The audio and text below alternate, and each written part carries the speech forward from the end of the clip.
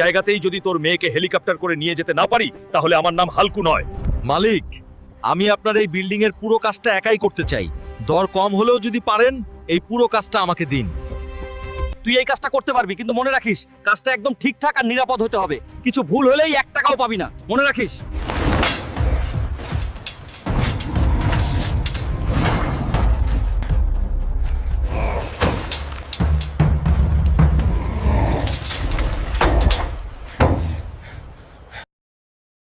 মালিক, দেখুন আপনার এই বিল্ডিং এর সব কাজ পুরোপুরি শেষ হয়ে গেছে।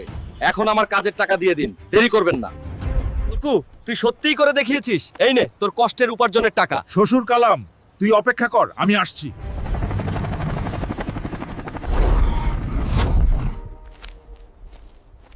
শ্বশুর কালাম কি ভেবেছিলি হেলিকপ্টারে নিব না, কাঁধে বসিয়েই নিয়ে যাব। আর বন্ধুরা, এমন অ্যাটিটিউড ভালো লাগলে এখনই